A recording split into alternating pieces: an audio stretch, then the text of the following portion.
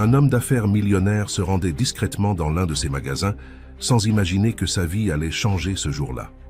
Il y rencontre une pauvre fille qui, avec une seule pièce, demande à acheter une famille. Le cœur rempli. De choc et de compassion, il décide d'intervenir et découvre la vraie valeur de l'amour. À ce moment-là, il a compris que la seule chose qu'il ne pourrait jamais acheter était précisément ce dont elle avait le plus besoin. Le choix d'être aimé et d'aimer en retour. Si cette histoire vous a intéressé, n'oubliez pas de vous abonner à notre chaîne et de nous dire de quelle ville vous nous regardez. Nous continuerons. Le soleil printanier caressait les vitrines étincelantes de l'épicerie fine, le marché, de Philippe, situé dans le 16e arrondissement de Paris. Philippe Beaumont, propriétaire d'une chaîne d'épiceries de luxe qui s'étendait dans toute la France, effectuait ce jour-là une visite surprise dans sa boutique phare. À 50 ans, avec ses cheveux poivre et sel parfaitement coiffés et son costume sur mesure, il incarnait l'élégance parisienne et la réussite à la française. Cette habitude de visites impromptues lui permettait de vérifier personnellement si les standards d'excellence qu'il imposait étaient respectés. Il observait discrètement les employés, les procédures, l'agencement des produits importés d'Italie, d'Espagne et du Japon. Tout semblait parfait, comme d'habitude. Les clients, principalement des habitants fortunés du quartier, déambulaient entre les étals de fruits exotiques et les présentoirs de chocolats artisanaux. Philippe consultait sa montre, prêt à partir pour une réunion importante avec des investisseurs quand la clochette de la porte d'entrée tinta. Une petite fille, qui ne devait pas avoir plus de 7 ans, venait d'entrer timidement. Sa présence détonnait immédiatement dans ce décor raffiné. Ses vêtements élimés, ses chaussures trouées et son visage maculé de poussière contrastaient violemment avec le luxe environnant. Elle serrait dans son poing fermé quelque chose qu'elle semblait protéger comme un trésor. La petite avança vers le comptoir principal, ignorant les regards interloqués des clients et du personnel. Philippe, intrigué, s'approcha discrètement pour observer la scène. Lucie, la responsable du magasin, accueillit l'enfant avec un mélange de surprise et d'inquiétude. « Bonjour, mademoiselle. Est-ce que je peux t'aider » La fillette leva ses grands yeux bleus remplis d'une innocence bouleversante et d'un désespoir que Philippe n'avait jamais vu chez un enfant. Elle ouvrit sa petite main, révélant une pièce de 2 €, usée et ternie. « Bonjour, madame. Je voudrais acheter une famille, s'il vous plaît. » Un silence stupéfait s'abattit sur les lieux. Lucie, désemparée, chercha du regard l'aide de ses collègues. Les clients s'étaient figés, certains cachant mal leur malaise, d'autres leur curiosité morbide. « Une famille ?» répéta Lucie, croyant avoir mal entendu. « Oui, madame, ma famille est cassée. Maman dit que quand les choses sont cassées, on peut en acheter des nouvelles. J'ai économisé. C'est assez ?» Elle tendait sa pièce avec espoir. Philippe sentit quelque chose se briser en lui. Après 20 ans à bâtir un empire commercial, à négocier des contrats de millions d'euros, à fréquenter les élites économiques et politiques de la capitale, jamais il n'avait ressenti une émotion aussi violente. Cet enfant, avec sa demande impossible, venait de percer la bulle de confort et d'indifférence qu'il s'était construite. « Comment t'appelles-tu » demanda-t-il en s'approchant, sous le regard surpris de ses employés peu habitués à le voir. Interagir directement avec la clientèle. « Manon Leroux » répondit-elle avec une politesse touchante. « Et pourquoi as-tu besoin d'une nouvelle famille, Manon ?» Les yeux de l'enfant se remplirent de larmes, qu'elle tenta bravement de retenir. « Parce que maman est très malade. Elle a de la fièvre depuis longtemps. Elle ne peut plus travailler. On n'a plus d'argent pour le médecin, ni pour manger. Et papa est parti il y a longtemps. » Des murmures compatissants s'élevèrent parmi les clients. Une dame âgée s'approcha, visiblement émue, et tendit un billet à l'enfant. Mais Philippe l'arrêta d'un geste. « Ce n'est pas une question d'argent, dit-il doucement. Puis, s'adressant à Manon, « Où habites-tu? Où est ta maman maintenant ?»« À Belleville, dans la rue des Cascades. Maman est à la maison. Elle m'a dit de ne pas sortir, mais elle dormait et je voulais l'aider. » Belleville, un quartier populaire à l'est de Paris, à des années-lumière de ce 16e arrondissement cossu. Philippe prit une décision qui allait changer sa vie, bien qu'il ne le sût pas encore. « Annulez mes rendez-vous de la journée », ordonna-t-il à son assistante qui l'accompagnait, ignorant son expression stupéfaite. « Manon, je vais te raccompagner chez toi. Nous allons voir comment aider ta maman. »« Monsieur Beaumont, » intervint son assistante, Élodie Rousseau, « Vous avez la réunion avec les investisseurs japonais dans 1 heure. C'est crucial pour l'expansion à l'international. Annulé, répéta-t-il fermement. Dites-leur que c'est une urgence familiale. Le terme familial résonna étrangement à ses propres oreilles. Lui qui vivait seul dans son penthouse, avec vue sur la tour Eiffel, divorcé depuis 10 ans, sans enfant, utilisait soudain ce mot qu'il avait banni de son vocabulaire. Manon glissa sa petite main dans celle de Philippe, avec une confiance qui le bouleversa. « Vous allez nous aider? Vous allez réparer ma famille ?»« Je vais essayer, Manon. Je vais essayer. » Avant de partir, Philippe demanda à Lucie de préparer un panier avec des produits de première nécessité, des médicaments basiques et quelques douceurs pour l'enfant. Il sortit de la boutique, tenant la main de Manon sous le regard médusé de ses employés et clients. Le trajet en voiture du 16e à Belleville fut silencieux. Philippe, dans son Audi de fonction, se sentait soudain mal à l'aise face à cette richesse ostentatoire. Son chauffeur, Mathieu, jetait des regards curieux dans le rétroviseur, se demandant visiblement pourquoi son patron transportait une enfant des quartiers populaires. Manon, elle, regardait par la fenêtre avec émerveillement, comme si elle traversait un pays étranger, plutôt que sa propre ville. Pendant ce trajet, le téléphone de Philippe ne cessait de vibrer. Des messages de ses associés, inquiets de son absence soudaine. Des appels manqués de clients importants. Des notifications de son service de sécurité, alarmé par ce détour imprévu. Pour la première fois depuis des années, Philippe ignora tout cela. Quelque chose de plus urgent, de plus fondamental occupait son esprit. Arrivé rue des Cascades, Philippe fut frappé par le contraste saisissant avec son quartier. Des immeubles défraîchis, des façades écaillées, des rues étroites, où s'entassaient des poubelles débordantes. Manon le guida jusqu'à un vieil immeuble sans ascenseur. « C'est au 4e étage, dit-elle, en commençant à monter les marches usées. Philippe la suivit, portant le panier de provisions. L'escalier sentait l'humidité et les cuisines des différents appartements. Des voix et des musiques s'échappaient derrière les portes, mélangeant les langues et les cultures de ce quartier cosmopolite. Au 4e étage, Manon s'arrêta devant une porte dont la peinture s'écaillait. Elle l'ouvrit doucement. « Maman, j'ai trouvé quelqu'un pour nous aider. » Philippe entra dans un petit appartement d'une pièce principale qui servait à la fois de salon, cuisine et chambre à coucher. Une porte entr'ouverte laissait apercevoir une minuscule salle de bain. L'endroit était propre malgré sa vétusté évidente, mais l'atmosphère était lourde, imprégnée d'une odeur de maladie et de désespoir. Sur un matelas posé à même, le sol une jeune femme était allongée, le visage luisant de sueur, les yeux mi-clos. Même dans cet état, Philippe pouvait voir qu'elle avait dû être très belle. Ses traits fins, ses longs cheveux châtains épars sur l'oreiller, donnaient à son visage émacié une beauté tragique. En voyant un inconnu entrer, elle tenta de se redresser, saisie de panique. « Qui êtes-vous »« Manon, qu'as-tu fait ?»« Il est venu nous aider, maman. Je suis allé acheter une nouvelle famille, comme tu as dit. » La femme regarda sa fille avec incompréhension, puis ses yeux se posèrent sur Philippe, méfiant et interrogateur. « Je m'appelle Philippe Beaumont.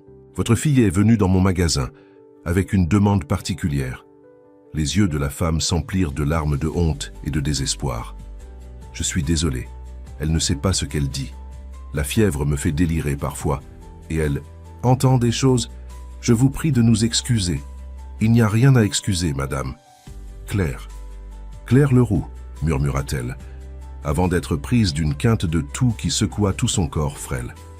Philippe comprit que la situation était grave. Cette femme avait besoin de soins médicaux urgents. Sans hésiter, il sortit son téléphone et appela son médecin personnel, ignorant l'heure tardive et les conventions. « Docteur Moreau, c'est Philippe Beaumont, j'ai besoin de vous immédiatement. C'est une urgence. » Il donna l'adresse sans plus d'explication. Le médecin, habitué aux demandes de son client fortuné, promit d'arriver dans les 20 minutes. En attendant, Philippe ouvrit le panier qu'il avait apporté. Il en sortit de l'eau minérale, des compresses fraîches, du paracétamol. Avec des gestes maladroits mais attentionnés, il tenta de faire baisser la fièvre de Claire pendant que Manon observait, assise en tailleur à côté du matelas, ses yeux emplis d'espoir. « Vous êtes médecin ?» demanda faiblement Claire. « Non. Je suis commerçant, » répondit Philippe, soudain gêné par l'insuffisance du terme pour décrire son empire commercial. « Alors pourquoi ?»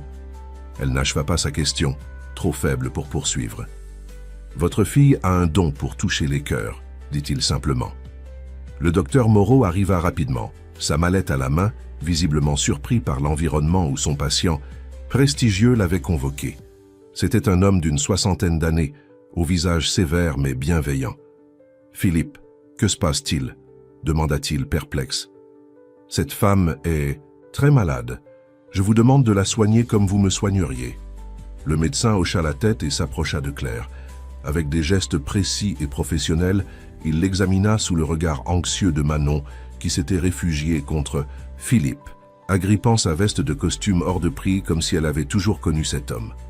Après un examen approfondi, le diagnostic tomba, pneumonie sévère, compliquée par un état de malnutrition et d'épuisement. « Elle devrait être hospitalisée », déclara le docteur Moreau. Claire secoua faiblement la tête. « Pas d'hôpital. Je n'ai pas d'assurance, qu'il n'y a pas d'argent. Et Manon, je couvrirai tous les frais, » intervint Philippe sans hésitation. « Monsieur, je ne peux pas accepter, » protesta Claire dans un souffle. « Ce n'est pas une question d'accepter, ou non, c'est une question de vie ou de mort. » Le ton ferme de Philippe, celui qu'il utilisait dans les négociations les plus difficiles, ne laissait place à aucune discussion. Le docteur Moreau appela une ambulance privée et, en attendant son arrivée, administra un traitement d'urgence pour stabiliser l'état de Claire.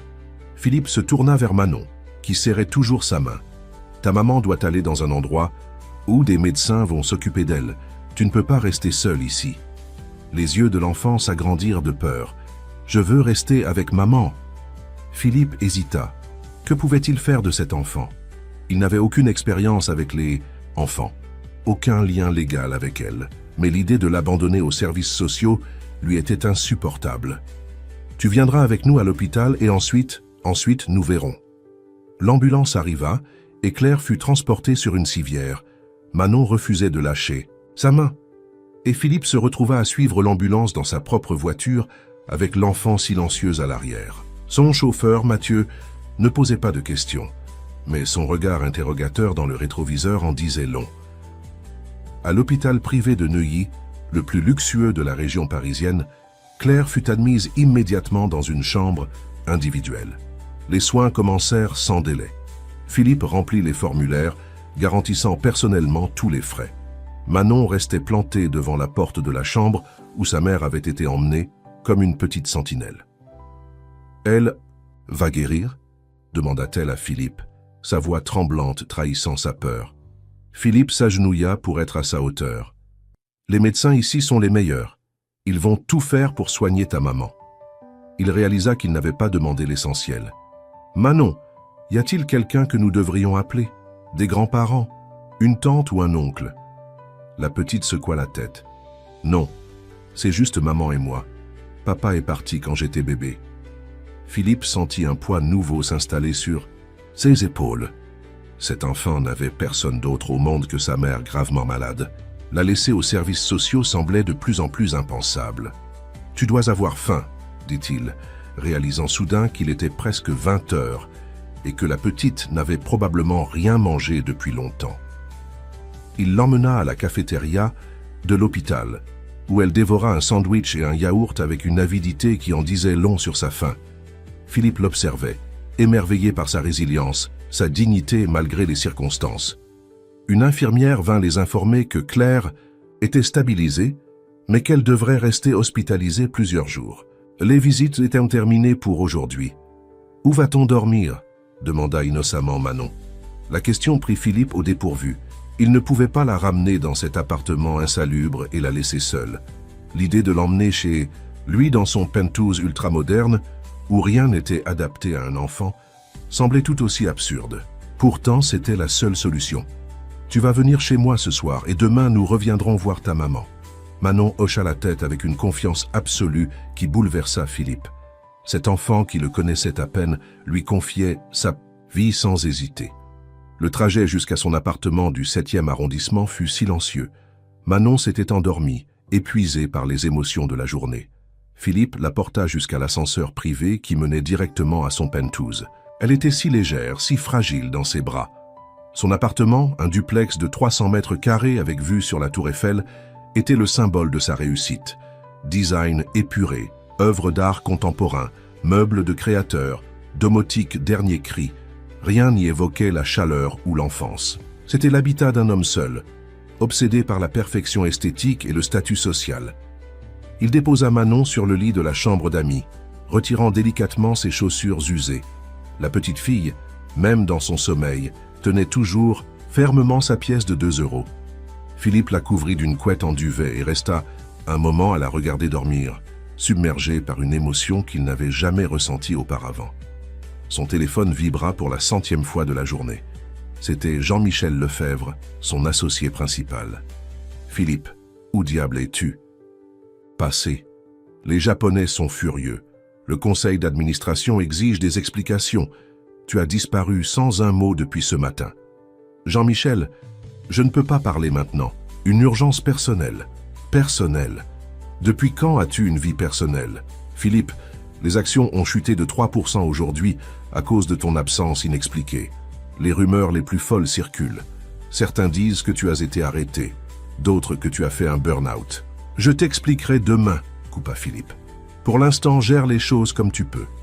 Il raccrocha, conscient que son comportement allait alimenter encore plus les spéculations. Lui qui avait toujours été prévisible, méthodique, entièrement dévoué à son entreprise, venait de faire quelque chose de totalement irrationnel aux yeux du monde des affaires. Philippe passa la nuit sur le canapé du salon, incapable de dormir. Son esprit tournait en boucle, assailli de questions sans réponse. Qu'allait-il faire de cet enfant ? Jusqu'où irait son implication auprès de cette famille brisée ? Comment concilier cette situation imprévue avec ses responsabilités professionnelles ? Au petit matin, il fut réveillé par un bruit dans la cuisine. Manon, debout sur la pointe des pieds, tentait d'atteindre un verre dans un placard. « Bonjour », dit-il doucement pour ne pas l'effrayer. Elle se retourna, ses grands yeux bleus encore gonflés de sommeil. « Bonjour, monsieur. Je voulais de l'eau, mais c'est trop haut. Appelle-moi Philippe, dit-il en lui servant un verre d'eau. Tu as bien dormi ? Elle hocha la tête. Votre lit est très doux.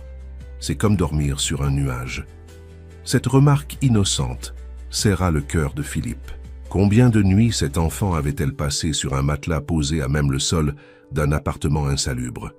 Nous irons voir ta maman après le petit déjeuner, promit-il. Mais d'abord, il faut que tu manges quelque chose. Philippe réalisa avec embarras que son réfrigérateur était presque vide. Il commandait tous ses repas ou mangeait au restaurant. Il trouva néanmoins des œufs, du pain et du jus d'orange. « Je ne suis pas très doué pour cuisiner », avoua-t-il en cassant maladroitement des œufs dans une poêle. « Maman dit que cuisiner, c'est comme faire de la magie. Il faut mettre de l'amour dans les ingrédients. » Philippe sourit. « Ta maman a l'air d'être une femme très sage. » Après un petit déjeuner improvisé, Philippe appela son assistante pour reporter à nouveau tous ses rendez-vous. Puis il emmena Manon dans la salle de bain pour la préparer. La salle de bain en marbre de Carrare, avec sa douche italienne et sa baignoire jacuzzi, impressionna visiblement la petite fille. « C'est comme dans les films !» s'exclama-t-elle. Philippe réalisa qu'il n'avait rien pour habiller une enfant. Les vêtements de Manon étaient sales et élimés. « Nous achèterons des vêtements en chemin », décida-t-il. Mais avant de partir, il reçut un appel de l'hôpital. Claire s'était réveillée et demandait à voir sa fille. Son état s'était légèrement amélioré, mais elle restait très faible. Philippe et Manon arrivèrent à l'hôpital 1 heure plus tard. La petite fille tenait fermement la main de Philippe, comme si elle craignait qu'il disparaisse soudainement. Dans la chambre, Claire était allongée, des perfusions dans les bras, le visage toujours pâle mais moins fiévreux. En voyant sa fille, son visage s'illumina. « Manon, ma chérie !» La petite courut se blottir contre sa mère, faisant attention aux tubes et aux fils. Philippe resta en retrait, soudain conscient d'être un intrus dans ce moment d'intimité familiale. « Monsieur Beaumont, » dit Claire d'une voix faible mais claire, « je ne sais comment vous remercier pour ce que vous avez fait. Appelez-moi Philippe, je vous en prie, et il n'y a pas à me remercier. Vous avez probablement sauvé ma vie. Et vous avez pris soin de ma fille. Bien sûr que je dois vous remercier. » Claire tenta de se redresser, grimaçant de douleur. « Mais je dois vous demander, pourquoi ? Pourquoi faites-vous tout cela pour nous ?» Philippe resta silencieux un moment, cherchant lui-même la réponse à cette question, Pourquoi avait-il bouleversé sa vie bien ordonnée pour cette femme et cet enfant qu'il ne connaissait pas? Votre fille est venue dans mon magasin pour acheter une famille, dit-il enfin. Cette demande m'a fait réaliser quelque chose, que peut-être c'était moi qui avais besoin d'une famille. Les mots étaient sortis avant qu'il puisse les retenir, le surprenant lui-même par leur vérité profonde. Claire le regarda longuement, comme si elle tentait de lire en lui. « Je ne comprends pas », dit Claire, ses yeux scrutants. Philippe avec un mélange de confusion et de méfiance. « Vous êtes visiblement un homme fortuné. Vous devez avoir une famille, des amis, des relations. » Philippe s'approcha de la fenêtre de la chambre d'hôpital. Au loin, on apercevait la silhouette de la tour Eiffel, symbole éternel de Paris. « J'ai construit ma vie autour de mon entreprise. J'ai divorcé il y a 10 ans. Nous n'avons pas eu d'enfants. Mes parents sont décédés. Et les amis, dans mon milieu, ce sont plutôt des relations d'intérêt. » Il se tourna vers Claire. « Je sais que tout ceci doit vous paraître étrange. Un inconnu qui débarque dans votre vie et prend des décisions. Je vous assure que mes intentions sont honorables. Je veux simplement vous aider, vous et Manon, à vous remettre sur pied. » Claire hocha lentement la tête, encore peu convaincue. « Quand je pourrai sortir d'ici, nous rentrerons chez nous. Je trouverai un nouveau travail et je vous rembourserai, même si cela doit prendre des années. » Sa détermination, malgré son état de faiblesse, força l'admiration de Philippe. « Ne pensez pas à cela maintenant. Concentrez-vous sur votre guérison. Quant à Manon, elle peut rester chez moi aussi longtemps que nécessaire. »« Maman, la maison de Philippe est magnifique », intervint Manon qui jouait au pied du lit avec une peluche que Philippe lui avait achetée en chemin. « Il y a une grande télévision qui sort du mur quand on appuie sur un bouton. » Claire sourit faiblement. « Je suis sûre que c'est merveilleux, ma chérie. Mais nous ne pouvons pas abuser de la gentillesse de Monsieur Beaumont. »« Philippe, corrigea-t-il doucement, et ce n'est pas un abus. C'est un plaisir d'avoir Manon avec moi. » Un médecin entra dans la chambre, interrompant leur conversation. C'était le docteur Laurent, un pneumologue renommé que Philippe avait personnellement demandé pour le cas de Claire. « Madame Leroux, comment vous sentez-vous aujourd'hui » demanda-t-il en consultant le dossier accroché au pied du lit. « Mieux, je crois, » répondit Claire. « Quand pourrais-je sortir ?»« Pas avant une semaine, j'en ai peur. Votre infection est sévère et nous devons nous assurer que les antibiotiques font complètement effet. De plus, vous êtes dans un état de malnutrition et d'épuisement qui nécessite une surveillance. » Claire pâlit à cette nouvelle. « Une semaine? Mais mon travail, mon appartement... » « Quel est votre travail ?» demanda Philippe, réalisant qu'il ne savait presque rien de cette femme dont la fille avait bouleversé sa vie. « J'étais femme de ménage dans plusieurs maisons du quartier, et le soir, je faisais des heures dans un restaurant comme plongeuse. Mais j'ai dû arrêter quand je suis tombée malade, et maintenant... » Sa voix se brisa. Philippe comprit l'étendue de sa précarité. Sans travail, sans économie, avec un loyer à payer et une enfant à nourrir, Claire voyait sa situation. Déjà difficile devenir catastrophique. « Ne vous inquiétez pas pour cela, dit-il fermement. Je m'occupe de tout. Votre loyer sera payé et votre emploi vous attendra à votre sortie. »« Vous ne pouvez pas faire ça, » protesta Claire. « C'est trop. Je le peux et je le ferai. » Le ton de Philippe ne laissait place à aucune discussion. « Maintenant, vous devez vous reposer. » Après avoir promis à Manon de revenir le lendemain, Philippe l'emmena hors de la chambre, laissant Claire aux soins des médecins. Dans le couloir, son téléphone sonna pour la énième fois. C'était encore Jean-Michel Lefebvre. « Il faut absolument que tu viennes au bureau », insista son associé. « Le conseil d'administration s'est réuni en session extraordinaire. Il exige des explications sur ton comportement des dernières 24 heures. » Philippe soupira. Il ne pouvait plus repousser ses responsabilités. « J'arrive, mais j'ai une enfant avec moi. »« Une enfant ?» La stupéfaction de Jean-Michel était palpable même à travers le téléphone. « Philippe, qu'est-ce qui se passe ?»« Je t'expliquerai. » Philippe raccrocha et se tourna vers Manon. « Je dois aller à mon bureau. Tu veux venir avec moi ?» Les yeux de la petite s'illuminèrent. « Je peux ? Je ne dérangerai pas, je promets. »« Tu ne déranges jamais, » assura Philippe, surpris par la sincérité de ses propres paroles. Ils se dirigèrent vers le siège social de Beaumont-Gourmet, un immeuble moderne en verre et acier dans le quartier des affaires de la Défense. Pendant tout le trajet, Philippe tenta d'expliquer à Manon, en termes simples, ce qu'il faisait dans la vie. « Tu vois, j'ai beaucoup de magasins comme celui où tu es venu hier. Des magasins où on vend de la nourriture très spéciale, que les gens ne peuvent pas trouver partout. Comme des bonbons magiques, demanda Manon avec sérieux. Philippe sourit. Pas exactement, plutôt comme des chocolats venus de très loin ou des fruits qui poussent dans des pays où il fait très chaud. Et ça rend les gens heureux? La question innocente frappa Philippe en plein cœur. Rendait-il vraiment les gens heureux avec son entreprise? Ou satisfaisait-il simplement les caprices culinaires d'une élite fortunée? J'espère que oui, répondit-il finalement. À leur arrivée au siège, l'entrée de Philippe tenant la main d'une petite fille en vêtements élimés provoqua une onde de choc. Les employés se retournèrent sur leur passage, chuchotant frénétiquement. Son assistante, Élodie, les accueillit avec un visage décomposé. « Monsieur Beaumont, tout le conseil vous attend dans la salle de conférence. Et qui est cette enfant ?» Elle fixait Manon comme si elle était une apparition extraterrestre. « C'est Manon. Elle va rester avec moi aujourd'hui. Pourrais-tu lui trouver de quoi dessiner pendant que je suis en réunion ?» Élodie, habituée à gérer des crises diplomatiques avec des fournisseurs internationaux, semblait totalement dépassée par cette demande. Bien sûr, je vais voir ce que je peux faire. » Philippe s'agenouilla face à Manon. « Je dois parler avec des personnes importantes. Élodie va s'occuper de toi un moment. Je reviendrai vite, d'accord ?» Manon hocha la tête avec confiance. « D'accord, Philippe. Je serai sage. » Il entra dans la salle de conférence où 8 personnes l'attendaient autour d'une table en bois. Précieux, Jean-Michel Lefebvre, son associé de toujours, Victor Moreau, le directeur financier, Isabelle Durand, la directrice marketing, et 5 autres membres du conseil d'administration. Tous affichaient des expressions allant de l'inquiétude à l'irritation. « Ah, Philippe, enfin !» lança Jean-Michel. « Nous commencions à envisager d'appeler la police. »« J'étais occupé », répondit simplement Philippe en prenant place au bout de la table. « Occupé », répéta Victor Moreau, un homme au visage sévère et au calcul précis. « Les actions ont chuté de 5% en 2 jours.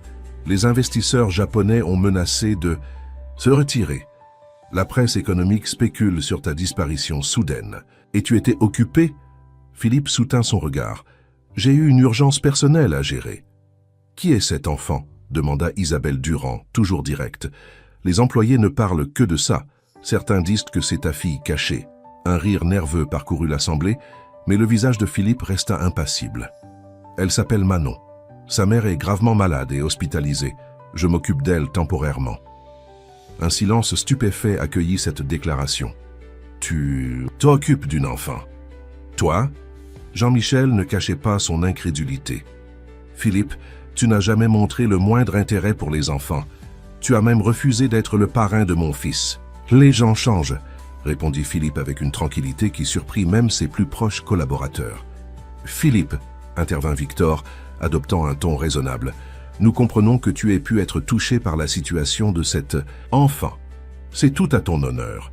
Mais il y a des organismes pour cela, des services sociaux, des associations caritatives. Tu peux faire un don, financer son éducation, mais tu ne peux pas simplement l'adopter sur un coup de tête. »« Je n'ai pas dit que je l'adoptais, » corrigea Philippe. « J'ai dit que je m'en occupais temporairement, le temps que sa mère se rétablisse. »« Et ensuite, » demanda Isabelle, « tu vas les renvoyer dans leur misère avec un petit cadeau d'adieu ?»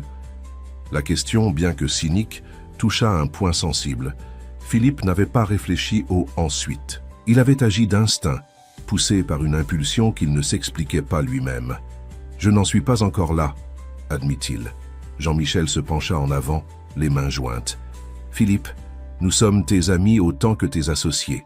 Nous nous inquiétons pour toi. Ce comportement n'est pas normal. As-tu consulté quelqu'un récemment? Un médecin, un thérapeute ?» Philippe sentit la colère monter en lui. « Tu suggères que je suis fou parce que j'aide une enfant et sa mère malade? » « Non, » tempéra Jean-Michel. « Je suggère que ce changement radical de comportement pourrait être le symptôme de quelque chose de plus profond. Un burn-out, une dépression, une crise de la cinquantaine? Je vais parfaitement bien, » coupa Philippe sèchement. « J'ai simplement décidé de prendre quelques jours pour m'occuper d'une situation personnelle. L'entreprise peut certainement survivre sans moi pendant ce temps. » « Ce n'est pas si simple, » intervint Victor. « Ta présence, ton image sont essentielles pour Beaumont Gourmet. Les clients, les investisseurs, les partenaires commerciaux achètent une vision, une garantie de qualité et d'excellence. Si tu commences à te comporter de façon erratique, à disparaître sans explication, à t'afficher avec une enfant des quartiers défavorisés. Attention à ce que tu vas dire, l'interrompit Philippe d'une voix dangereusement basse. Un silence tendu s'installa dans la salle. Philippe regarda tour à tour chacun des membres du conseil, ces hommes et ces femmes avec qui il avait bâti un empire, mais qui semblaient soudain des étrangers à ses yeux. « Écoutez-moi bien, dit-il finalement. J'ai fondé cette entreprise. J'en suis toujours l'actionnaire majoritaire. Je ne vous demande pas la permission pour mener ma vie privée comme je l'entends. Si vous avez des inquiétudes concernant la gestion de l'entreprise, je suis prêt à les entendre. Mais ma décision d'aider cet enfant et sa mère n'est pas négociable. » Jean-Michel soupira, reconnaissant la détermination dans la voix de son ami et associé. « Très bien, mais nous avons besoin que tu nous rassures, que tu rassures les employés, les investisseurs. Une déclaration, un communiqué, quelque chose pour expliquer ton absence et confirmer que tout va bien. » Philippe hocha la tête. « Je ferai une déclaration. Maintenant, si vous voulez bien m'excuser, j'ai une petite fille qui m'attend. » Il se leva, laissant le conseil dans un état de confusion et d'incertitude. En sortant, il trouva Manon assise dans son bureau, dessinant consciencieusement sous l'œil vigilant mais dépassé d'Élodie. « Philippe, regarde ce que j'ai dessiné !» s'exclama Manon en lui tendant une feuille où s'étalaient des formes colorées. Philippe examina le dessin. Il représentait 3 personnages tenant des ballons sous un grand soleil souriant. « C'est très joli, Manon. Qui sont ces personnes ?»« C'est toi, moi et maman, » répondit-elle comme si c'était une évidence. « Nous sommes heureux parce que maman est guérie et nous sommes une famille. » Philippe sentit sa gorge se nouer. Cet enfant, dans sa sagesse innocente, avait exprimé en quelques traits de crayon une vérité que lui-même commençait à peine à entrevoir. « C'est un très beau dessin, » dit-il doucement. « On va l'accrocher quelque part de spécial. » Élodie observait cet échange avec stupéfaction, n'ayant jamais vu son patron montrer une telle tendresse. « Monsieur Beaumont, je dois vous informer que la presse essaie de vous joindre. » Plusieurs journalistes ont appelé, et il y a même un photographe en bas de l'immeuble. Philippe fronça les sourcils. « Que veulent-ils ? Apparemment, quelqu'un a pris une photo de vous hier à l'hôpital avec la petite. Les réseaux sociaux s'enflamment avec des spéculations. » Élodie lui tendit son téléphone, montrant un cliché flou mais reconnaissable de Philippe tenant Manon par la main dans le hall de l'hôpital privé. Le titre de l'article disait « Le magnate Philippe Beaumont vu avec une mystérieuse enfant. Enfant caché ou coup de publicité ?» Philippe serra les dents. La vulgarité des médias ne l'étonnait plus, mais l'idée que Manon soit exposée à cette curiosité malsaine le révoltait. « Prépare un communiqué simple. Dis que j'ai pris quelques jours pour m'occuper d'une affaire personnelle et que je demande le respect de ma vie privée. Rien de plus. » « Très bien, » acquiesça Élodie. « Et pour les rendez-vous de cette semaine ? Reporte tout ce qui peut l'être. Pour le reste, Jean-Michel peut me remplacer. » Philippe prit Manon par la main. « Allons-y, Manon, nous avons des choses importantes à faire aujourd'hui. »« Comme quoi ?» demanda la petite fille, enchantée par cette perspective d'aventure. « D'abord t'acheter des vêtements, ensuite peut-être une glace, et puis nous irons voir ta maman. » Ils quittèrent le building par une sortie secondaire pour éviter les journalistes. La présence de photographes l'inquiétait plus qu'il ne voulait l'admettre. Non pas pour son image, il s'en souciait de moins en moins, mais pour Manon et Claire. Leur vie privée, leur dignité méritaient d'être protégées. Philippe emmena Manon dans les boutiques pour enfants des Champs-Élysées. La petite fille, habituée à porter des vêtements usagés ou récupérés, regardait avec émerveillement les robes colorées, les chaussures brillantes, les accessoires scintillants. « Je peux vraiment choisir ?» demanda-t-elle incrédule. « Bien. »« Sûr ?» sourit Philippe. « Prends ce qui te plaît. » Les vendeuses, reconnaissant le célèbre homme d'affaires, s'empressèrent autour d'eux avec une déférence teintée de curiosité. Philippe les ignora, concentré uniquement sur le bonheur simple qui illuminait le visage de Manon à chaque nouvel essayage. Après les boutiques, ils s'arrêtèrent chez Bertillon, la célèbre glacerie parisienne. Assis sur la terrasse, Manon, savourant une glace à la vanille, Philippe reçut un appel du médecin de Claire. « Monsieur Beaumont, je voulais vous informer que l'état de Madame Leroux s'améliore plus rapidement que prévu. Elle répond très bien au traitement. » C'est une excellente nouvelle, répondit Philippe soulagé. Quand pourra-t-elle sortir? Dans 4 ou 5 jours si tout continue ainsi, mais elle aura besoin de repos et de soins pendant encore plusieurs semaines. Philippe réfléchit rapidement. L'appartement insalubre de Belleville n'était pas un environnement propice à la convalescence, et l'idée de séparer à nouveau Manon de sa mère lui était insupportable. Docteur, serait-il possible de transférer Madame Leroux chez moi après sa sortie? J'ai largement la place, et je peux engager une infirmière. À domicile. Il y eut un silence surpris à l'autre bout de la ligne. C'est inhabituel, mais médicalement, ce serait idéal pour sa récupération, si elle est d'accord, bien sûr. Je lui en parlerai aujourd'hui. Après avoir raccroché, Philippe observa Manon qui léchait joyeusement sa glace, des traces de vanille autour de la bouche. Cet enfant, en moins de 48 heures, avait complètement bouleversé sa vie, ses priorités, sa vision du monde. Et étrangement, il ne ressentait aucun regret. À l'hôpital, ils trouvèrent Claire assise dans son lit, visiblement plus alerte que la veille. Ses joues avaient repris un peu de couleur et ses yeux brillaient plus vivement.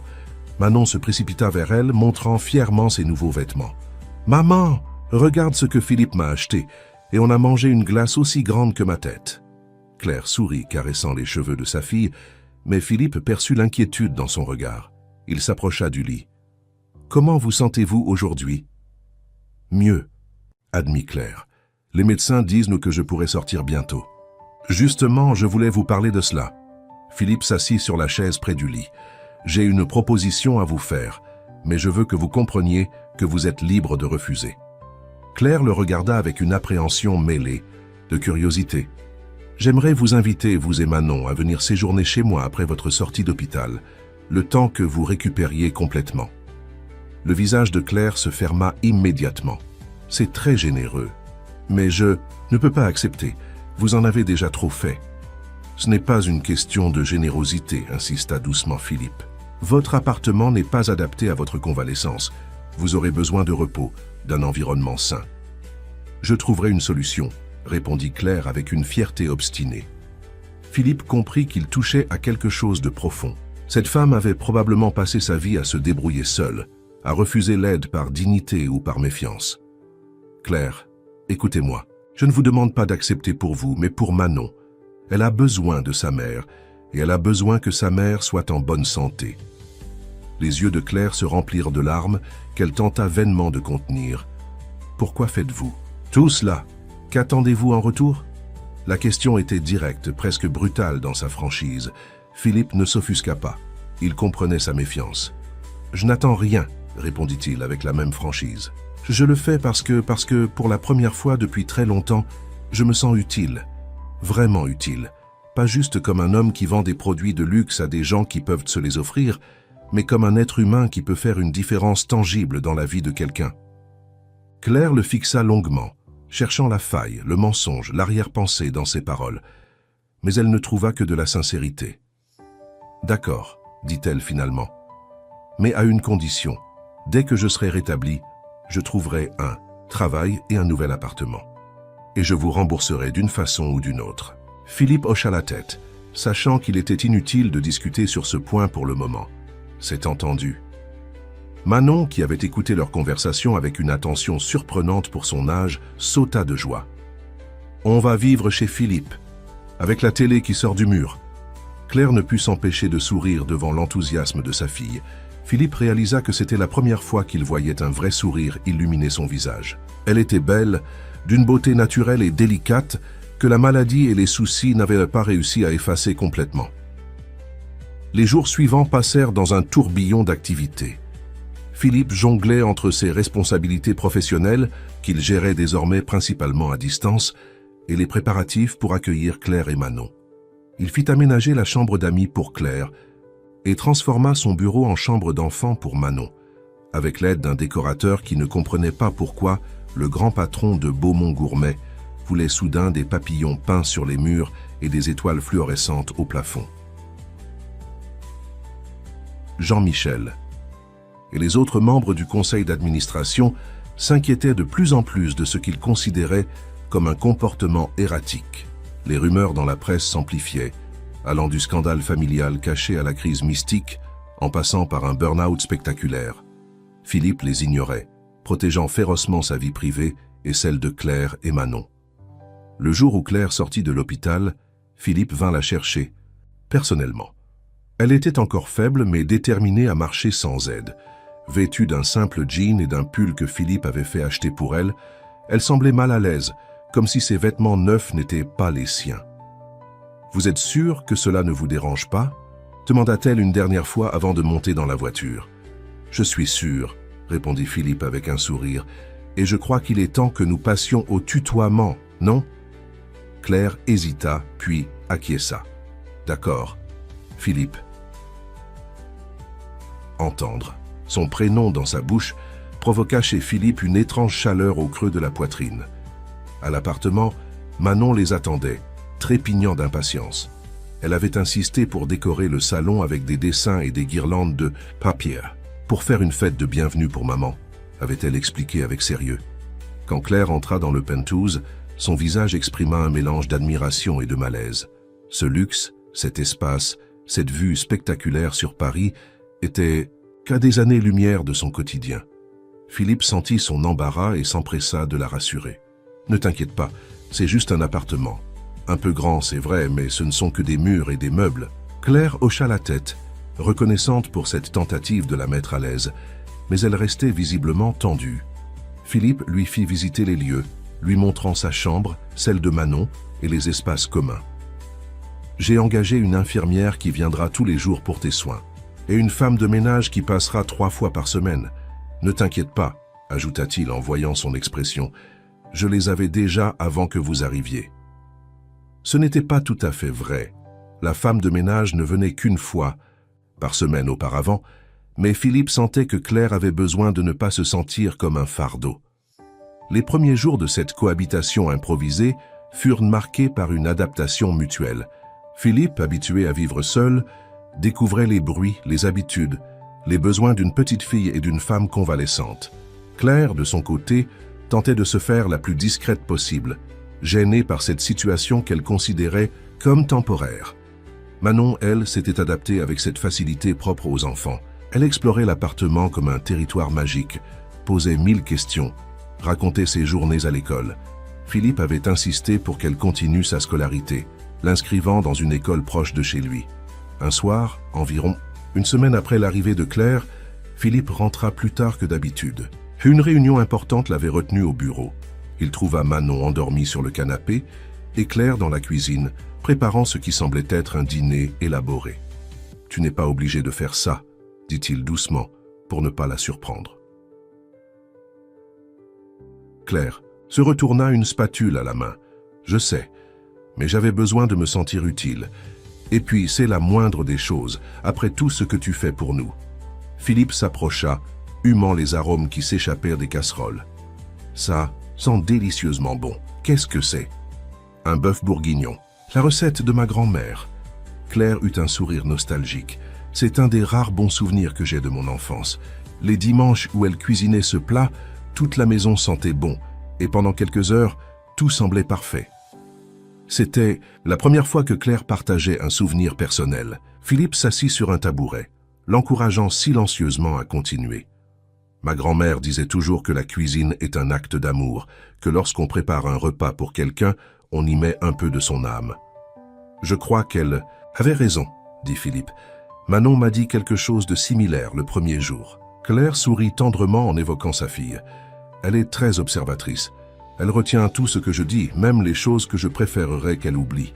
« Elle est extraordinaire, » confirma Philippe. « Tu as fait un travail remarquable, avec elle malgré les difficultés. » Les yeux de Claire s'emplirent de larmes qu'elle essuya rapidement du revers de la main.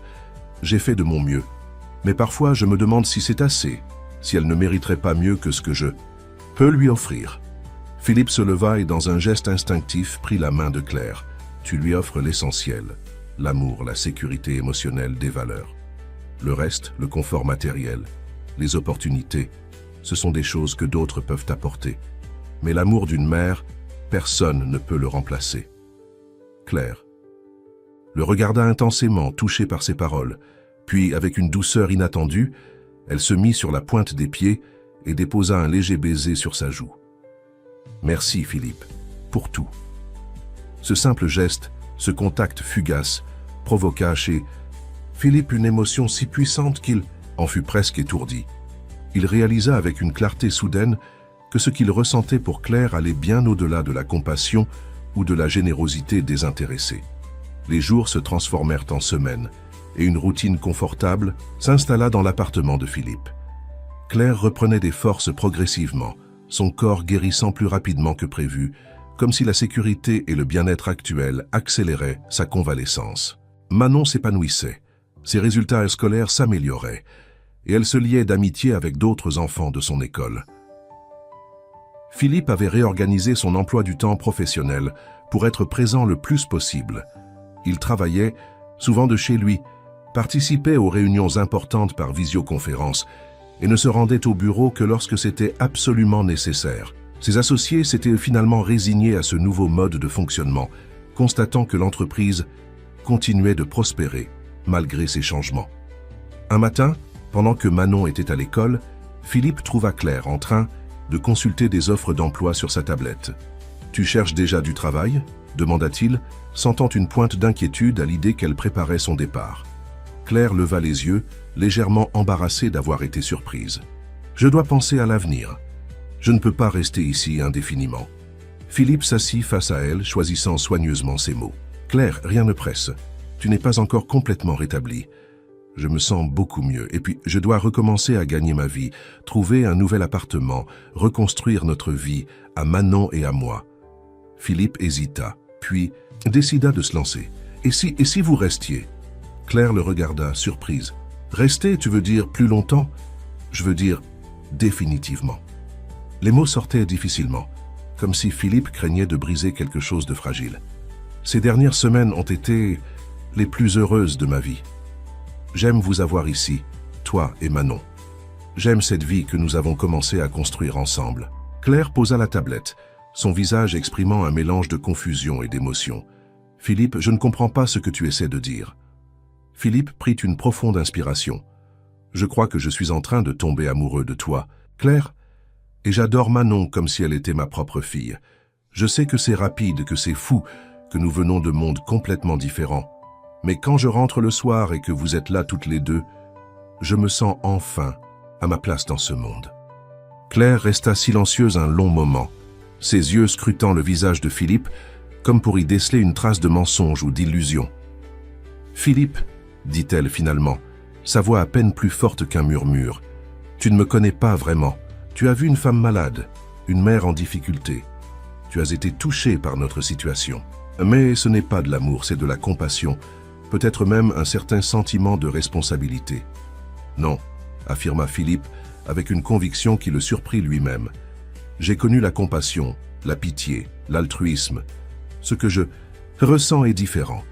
Quand je te vois sourire, quand j'entends ton rire, quand nous parlons tard le soir après que Manon est couchée, je me sens vivant, Claire, pour la première fois depuis des années. » Les yeux de Claire s'emplirent de larmes. « J'ai peur, Philippe. Peur que ce soit un rêve, un conte de fées qui se terminera brutalement. Peur que tu réalises un jour que tu as fait une erreur. » Philippe se leva et s'approcha d'elle, prenant ses mains dans les siennes. « Je ne peux pas te promettre que tout sera parfait. Je ne peux pas te garantir que nous ne rencontrerons pas de difficultés. Mais je peux te promettre que mes sentiments sont réels et qu'ils ne s'évanouiront pas comme un caprice passager. » Claire le regarda longuement, ses yeux reflétant un combat intérieur. Puis, avec une douceur infinie, elle se pencha vers lui et l'embrassa. Un baiser léger, presque timide, mais qui contenait la promesse d'un avenir partagé. « Je crois que je suis en train de tomber amoureuse de toi aussi, » avoua-t-elle dans un souffle.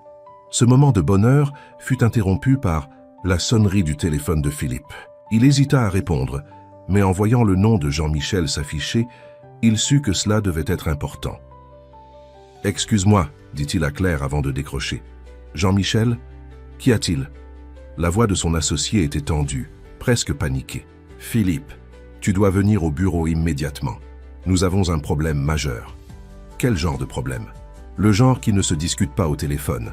Fais-moi confiance, c'est urgent. » Philippe soupira. « J'arrive dans 1 heure. » Il raccrocha et se tourna vers Claire, désolé d'avoir à écourter ce moment crucial.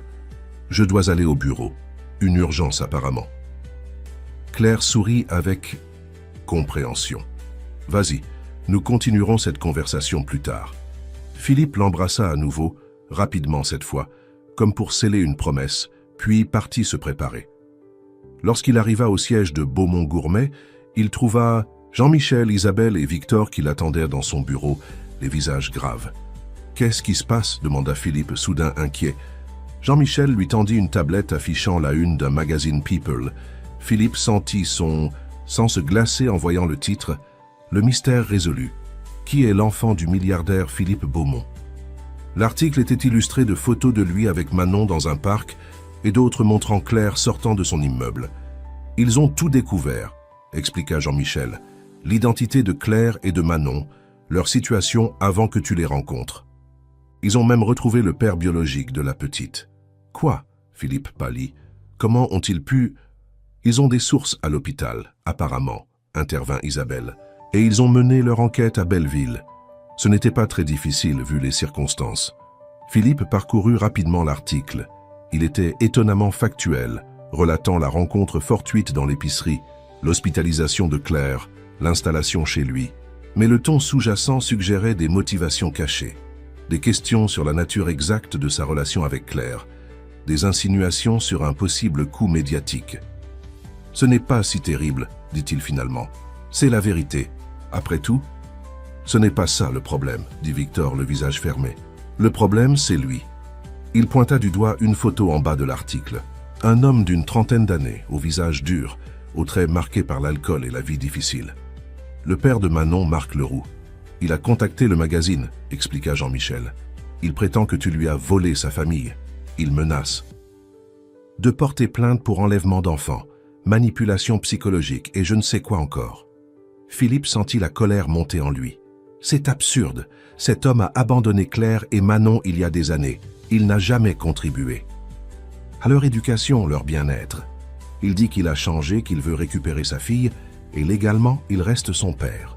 Philippe se laissa tomber dans son fauteuil, assommé par cette nouvelle. Il avait toujours su, au fond, que le bonheur qu'il construisait avec Claire et Manon était fragile, mais il n'avait pas imaginé qu'il serait menacé de cette façon. Il veut de l'argent, c'est évident, dit Isabelle avec pragmatisme. Offre-lui une somme pour qu'il disparaisse et renonce à ses droits parentaux. Ce serait admettre une forme de culpabilité, protesta Victor, et rien ne garantit qu'il ne reviendra pas demander plus tard. Philippe secouait la tête, incapable d'envisager de négocier avec cet homme qui avait fait tant de mal à Claire et Manon. « Je dois les prévenir, » dit-il en se levant. « Claire doit être mise au courant avant de voir cet article. »« Attends, » l'arrêta Jean-Michel. « Il y a autre chose. Le conseil d'administration s'est réuni ce matin. Ils sont préoccupés par l'impact de cette affaire sur l'image de l'entreprise. » Philippe le fixa avec incrédulité. « L'image de l'entreprise, c'est tout ce qui les inquiète ?» Comprends-les, Philippe. Beaumont-Gourmet s'est construit sur une image d'excellence, de raffinement. Cette histoire de famille improvisée, avec une femme de ménage et sa fille des quartiers populaires, ça brouille le message. « Une femme de ménage ?» répéta Philippe, sa voix dangereusement basse. « C'est comme ça que tu vois Claire, une simple femme de ménage. » Jean-Michel eut la décence de paraître embarrassé.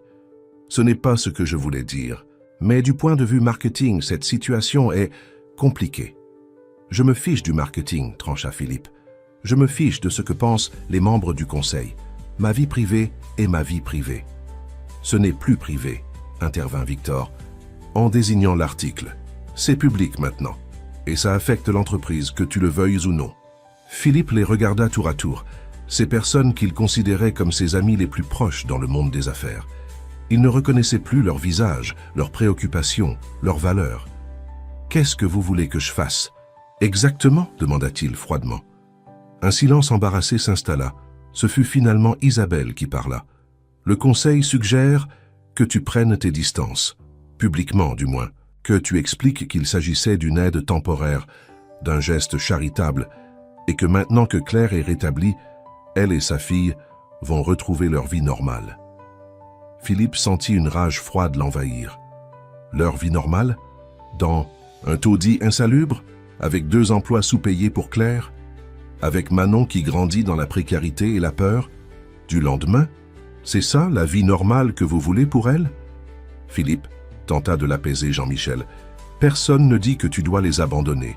Tu peux continuer à les aider financièrement, discrètement, leur trouver un bon appartement, payer l'éducation de la petite, mais cette cohabitation, cette relation quasi familiale, elle doit cesser, pour le bien de tous. Philippe se leva lentement, ses yeux brillants d'une détermination nouvelle. « J'ai une meilleure idée, dit-il d'une voix calme mais ferme. Je vais me battre, pour Claire, pour Manon, pour notre droit à être ensemble. Et si l'entreprise ne peut pas l'accepter, alors peut-être que je n'ai plus ma place ici. » Un silence stupéfait accueillit cette déclaration. C'était comme si Philippe venait de commettre un blasphème dans ce temple du capitalisme qu'il avait lui-même bâti. « Tu ne peux pas être sérieux, balbutia Victor.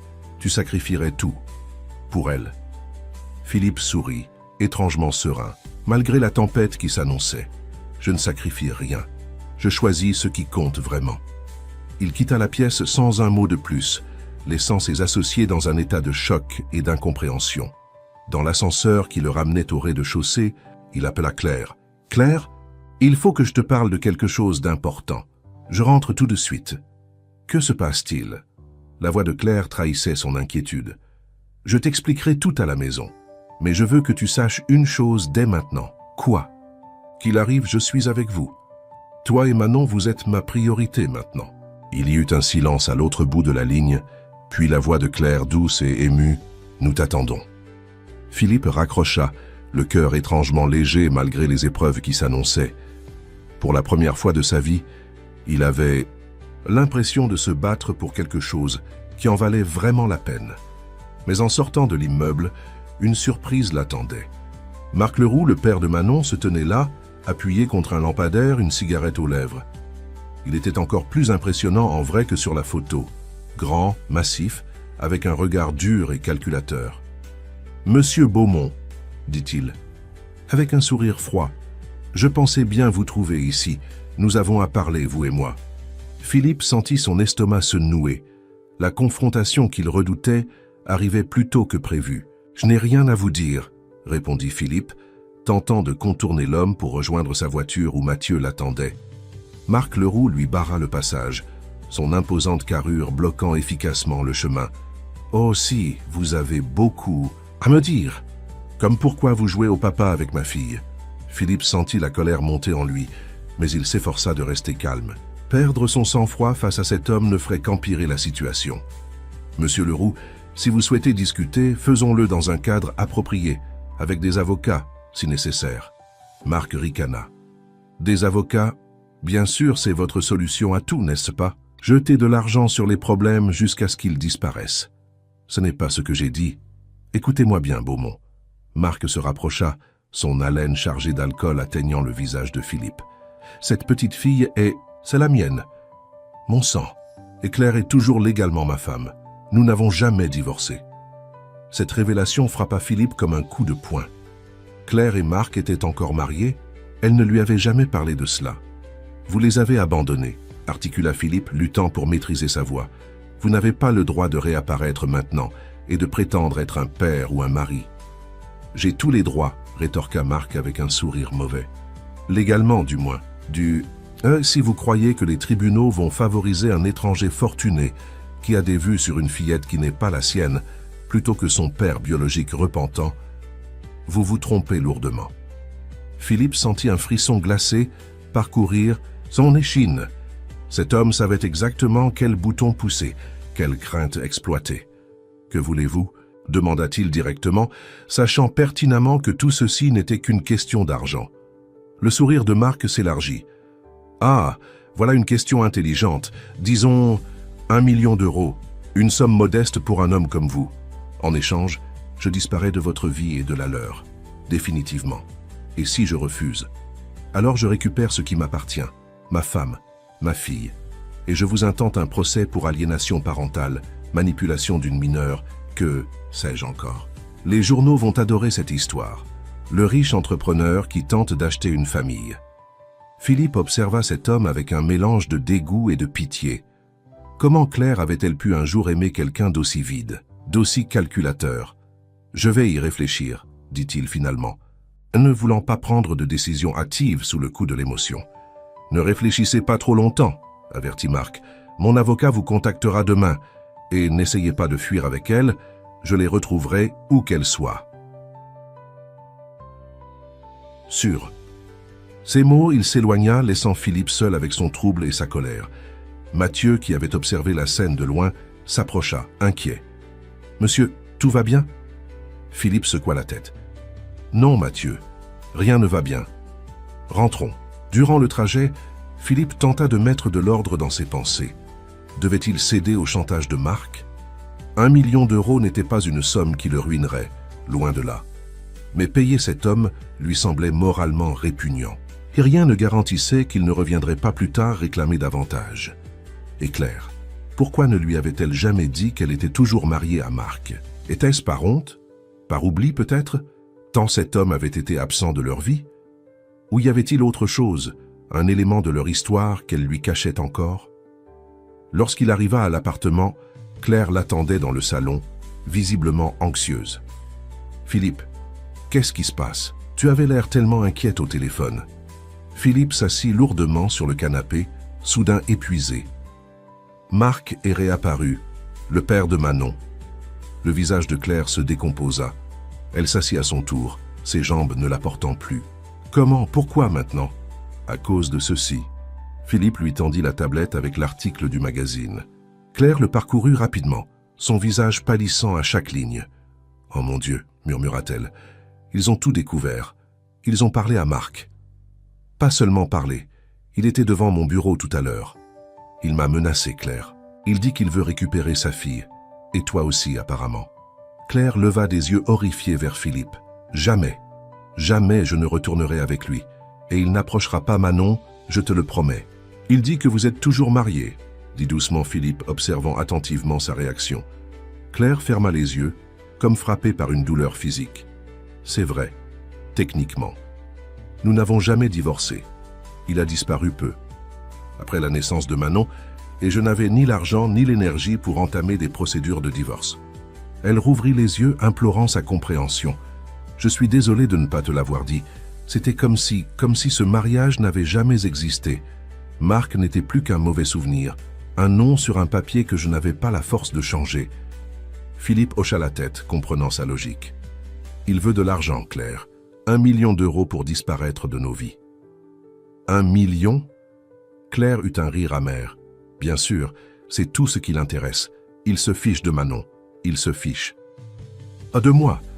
Il a vu une opportunité de s'enrichir et il l'a saisie. Je pourrais payer, suggéra Philippe. Régler ce problème une fois pour toutes. Claire se leva brusquement, ses yeux lançant des éclairs. Non, je refuse que tu paies cette...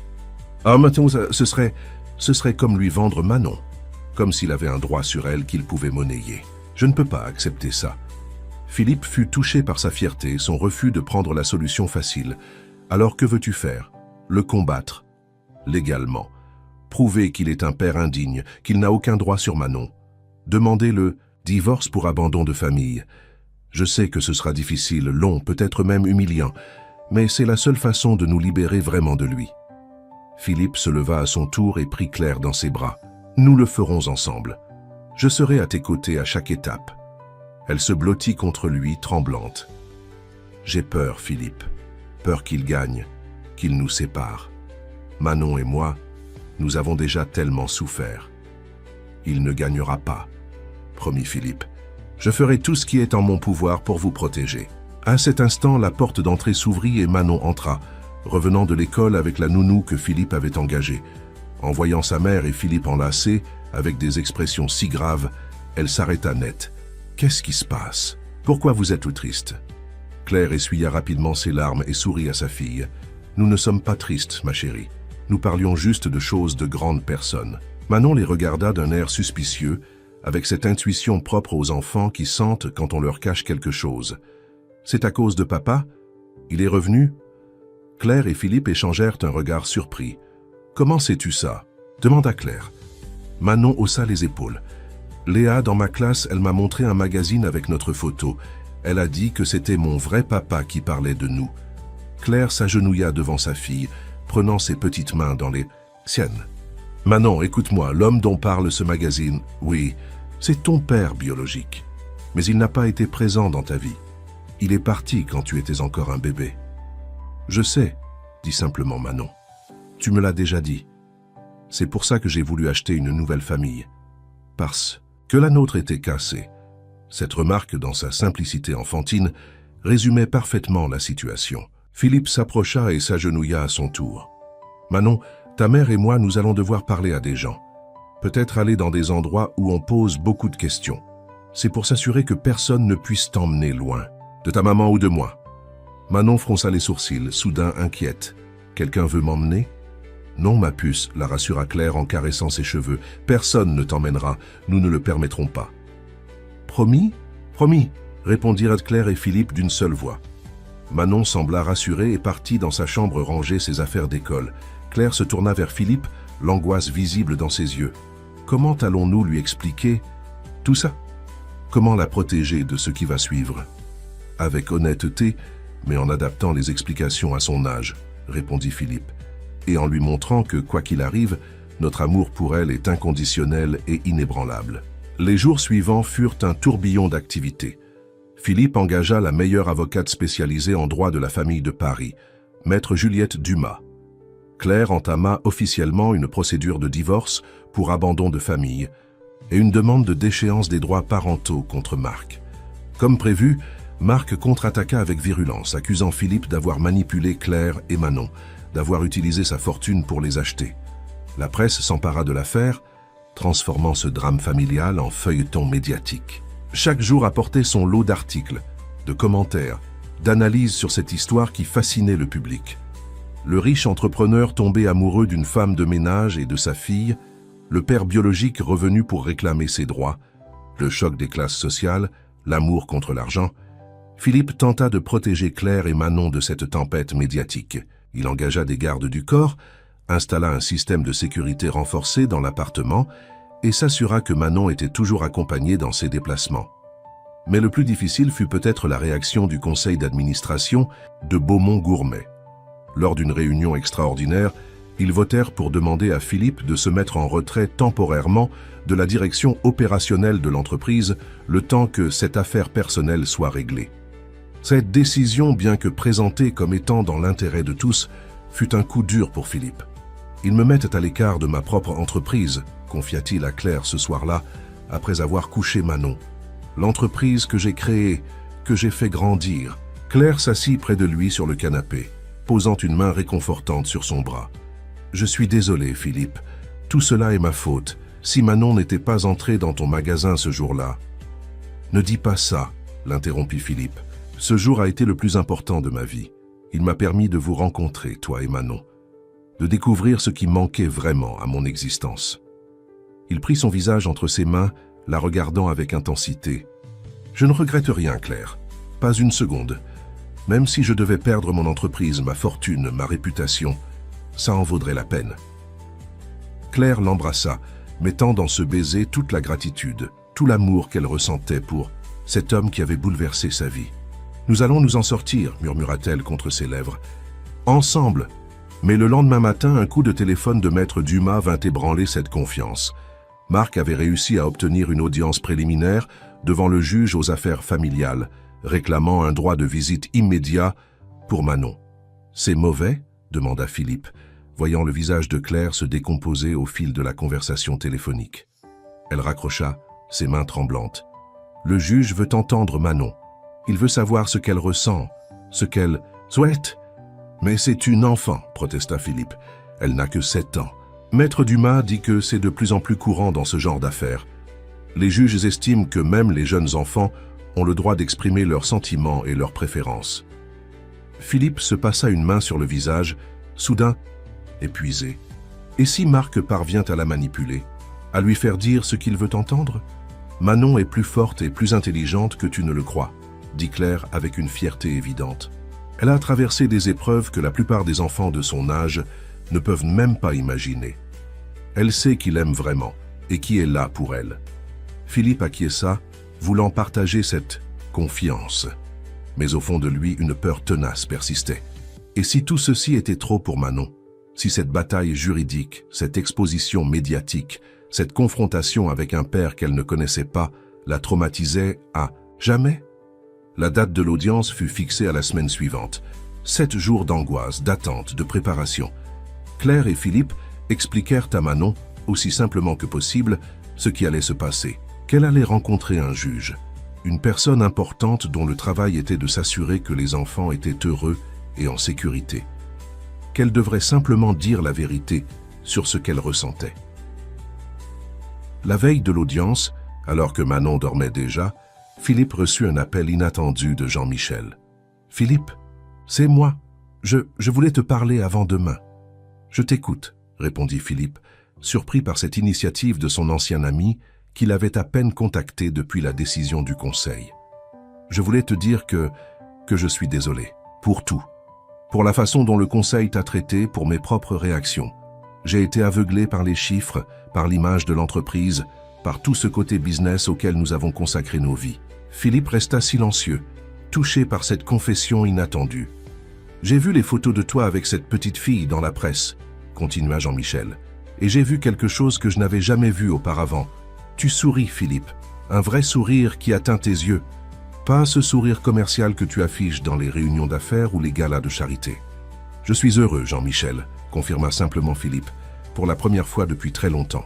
« Je sais, et c'est pourquoi je serai là demain, au tribunal, pour te soutenir, toi et ta famille. » Ce dernier mot, prononcé avec une sincérité évidente, émut Philippe plus qu'il ne l'aurait cru possible. « Merci, Jean-Michel, ça compte beaucoup pour moi. » Après avoir raccroché, Philippe rejoignit Claire dans leur chambre. Elle était assise sur le lit, regardant une vieille photo de Manon bébé. « Tout va bien ?» demanda-t-il doucement. Elle leva les yeux, des larmes brillant au coin de ses paupières. « J'ai peur, Philippe. Peur de ce qui pourrait arriver demain. Peur que le juge écoute Marc plutôt que nous. Peur de perdre tout ce bonheur que nous avons trouvé. » Philippe s'assit à côté d'elle et la prit dans ses bras. « Nous ne perdrons rien. Quoi qu'il arrive demain, nous resterons ensemble. Je te le promets. » Le jour de l'audience se leva sur Paris avec un ciel lourd de nuages gris, comme si la météo elle-même reflétait la tension qui habitait Philippe, Claire et la petite Manon. Cette dernière, vêtue d'une jolie robe bleue que Philippe lui avait offerte, semblait étonnamment calme, presque solennelle. « Tu es sûre que ça va, ma puce ?» demanda Claire en arrangeant les cheveux de sa fille devant le miroir de l'entrée. Manon hocha la tête. « Oui, maman, je vais juste dire la vérité au monsieur juge, comme vous m'avez expliqué. » Claire et Philippe échangèrent un regard ému. Cette petite fille faisait preuve d'un courage et d'une maturité qui les émouvait profondément. Le trajet jusqu'au palais de justice se fit dans un silence tendu. À leur arrivée, ils furent accueillis par Maître Dumas, une femme élégante à l'expression déterminée. « Tout est prêt, » les rassura-t-elle. « J'ai préparé tous les arguments, tous les documents nécessaires. La juge Moreau est connue pour son attention particulière au bien-être des enfants. C'est une bonne chose pour nous. » « Et Marc ?» demanda Claire, scrutant nerveusement les alentours. « Il est déjà là ?»« Oui, avec son avocat. Essayez de l'ignorer autant que possible. Ne vous laissez pas provoquer, quoi qu'il dise ou fasse. » Ils entrèrent dans le bâtiment imposant, traversant les couloirs de marbre jusqu'à la salle d'audience. En chemin, Philippe fut surpris de voir Jean-Michel qui l'attendait, accompagné d'Isabelle Durand. « Nous sommes venus te soutenir, » dit simplement Jean-Michel en lui serrant fermement la main. « Merci, » répondit Philippe, touché par ce geste qui signifiait bien plus qu'un simple soutien moral. Dans la salle d'audience, Marc était déjà assis avec son avocat, un homme à l'air, austère, qui consultait frénétiquement ses dossiers. Lorsque Claire entra tenant Manon par la main, Marc se redressa, un sourire artificiel plaqué sur son visage. Philippe dut se faire violence pour ne pas réagir quand il vit le regard de l'homme s'attarder sur sa fille avec une affection qu'il savait feinte. La juge Moreau fit son entrée, une femme d'une 50aine d'années au regard vif et intelligent. Après les formalités d'usage, elle annonça comment se déroulerait l'audience. « Nous entendrons d'abord chacune des parties, puis je m'entretiendrai en privé avec l'enfant dans mon bureau. Je tiens à préciser que cette audience n'est pas décisive pour la garde définitive, mais uniquement pour déterminer les modalités temporaires en attendant le jugement final du divorce et de la demande de déchéance des droits parentaux.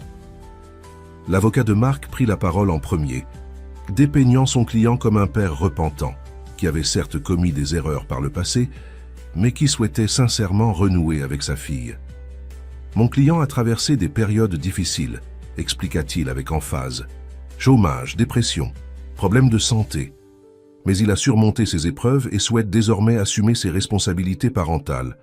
Il ne demande pas la garde complète, simplement le droit de connaître sa fille, de passer du temps avec elle. » Philippe observait Marc pendant ce plaidoyer, notant son expression soigneusement composée, ses hochements de tête aux moments appropriés.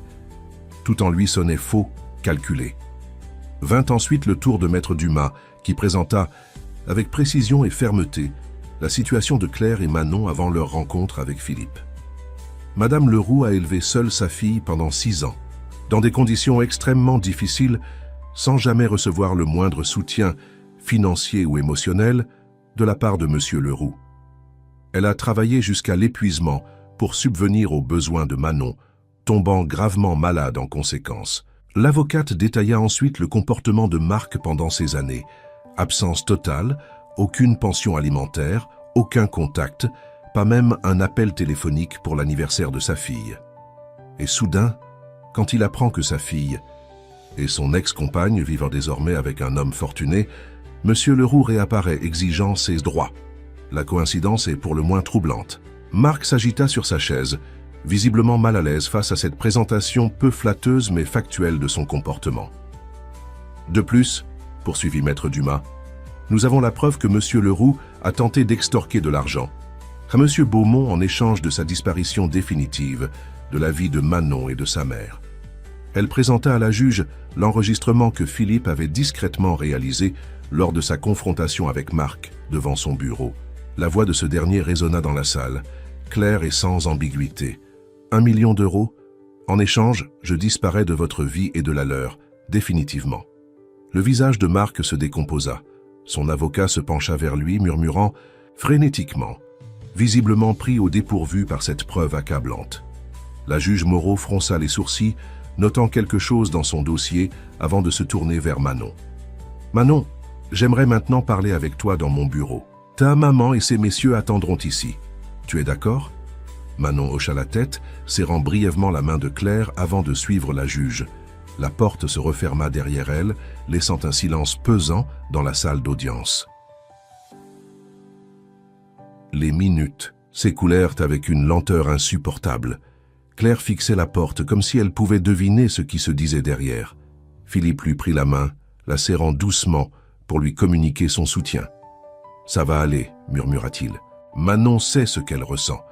Elle saura l'exprimer. » De l'autre côté de la salle, Marc affichait une assurance de façade, mais la nervosité qui le faisait sans cesse changer de position le trahissait.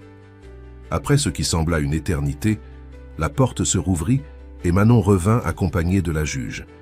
La petite fille rejoignit immédiatement sa mère, qui l'enlaça tendrement. La juge Moreau reprit place derrière son bureau, son expression illisible. « J'ai eu une conversation très intéressante avec Manon, » commença-t-elle. « Une enfant remarquablement articulate et mature pour son âge. Elle m'a parlé avec beaucoup de clarté de sa vie avant et après sa rencontre avec Monsieur Beaumont. » La juge consulta ses notes, puis leva les yeux vers l'Assemblée. « Manon m'a raconté comment elle est entrée dans le magasin de Monsieur Beaumont pour acheter une famille, parce que la sienne était cassée. Elle m'a expliqué que son père biologique n'a jamais été présent dans sa vie, qu'elle n'a aucun souvenir de lui. Elle m'a décrit en détail comment Monsieur Beaumont a pris soin d'elle et de sa mère, sans rien demander en retour. » Claire serra la main de Manon, émue par ce récit. Philippe, lui, observait attentivement la juge, tentant de déchiffrer où elle voulait en venir. Manon m'a également dit qu'elle considère désormais Monsieur Beaumont comme son père, non pas parce qu'il est riche ou qu'il lui achète des cadeaux, mais parce qu'il est là tous les jours pour les bons et les mauvais moments. Marc s'agita, prêt à protester, mais son avocat posa une main ferme sur son bras pour le retenir. « En ce qui concerne Monsieur Leroux, poursuivit la juge, Manon m'a confié qu'elle n'a aucun désir de le connaître ou de passer du temps avec lui. Elle a exprimé de la peur à son égard, basée sur les récits de sa mère concernant le comportement passé de M. Leroux. La juge ferma son dossier, signe qu'elle s'apprêtait à rendre sa décision. Compte tenu de tous ces éléments, et particulièrement de la tentative d'extorsion clairement établie, je rejette la demande de droit de visite de M. Leroux. De plus, j'ordonne une enquête sociale approfondie dans le cadre de la procédure de déchéance des droits parentaux. Dans l'attente du jugement définitif, j'accorde la garde exclusive de Manon à sa mère, Madame Leroux. Un murmure parcourut l'assistance. Marc se leva brusquement, le visage déformé par la colère. « C'est injuste, cet enfant est la mienne.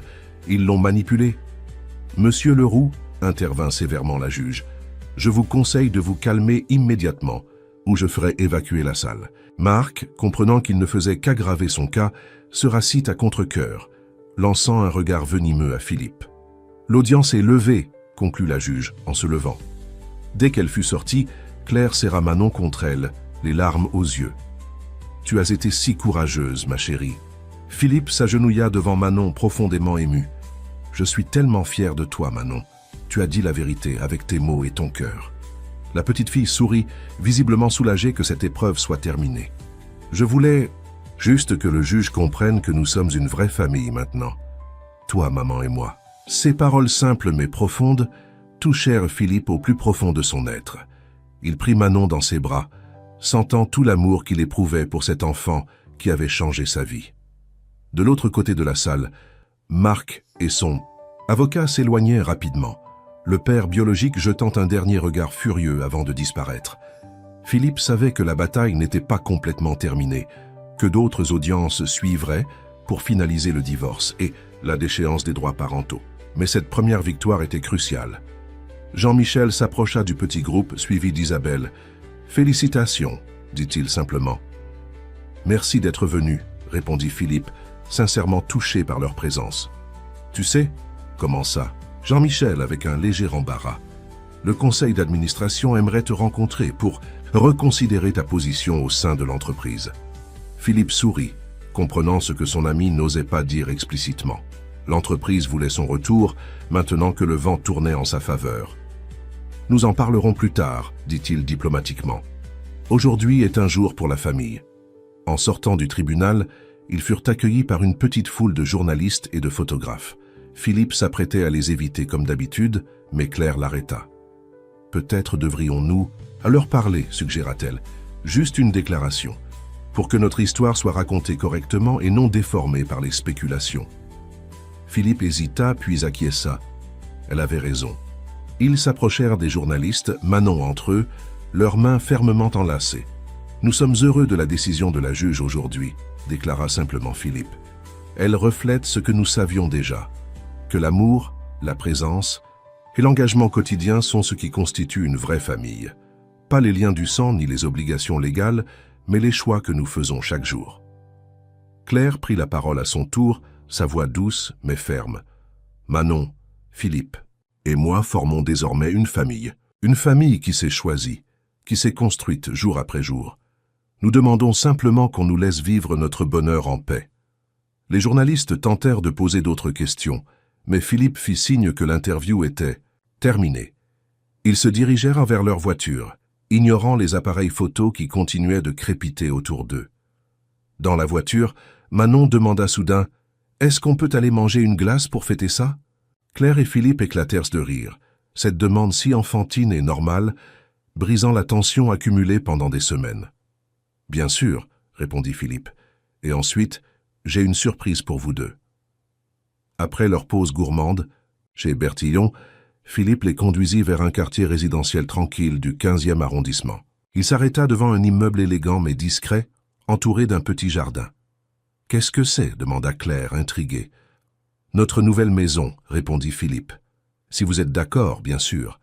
J'ai pensé que nous pourrions avoir besoin d'un nouveau départ, d'un endroit qui serait vraiment le nôtre, à tous les trois.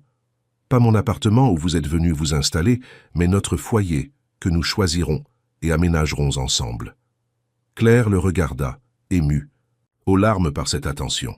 « Il y a un jardin pour Manon, une école excellente à proximité et beaucoup plus d'espace qu'au Penthouse, » continua Philippe. « Mais ce n'est qu'une proposition. Si vous préférez rester où nous sommes ou chercher ailleurs, c'est parfait, l'interrompit Claire. C'est exactement ce dont nous avons besoin. Un nouveau départ. Manon s'était déjà précipitée vers le jardin, explorant avec enthousiasme ce nouvel espace qui pourrait devenir le sien. « Il y a autre chose », dit Philippe, soudain nerveux.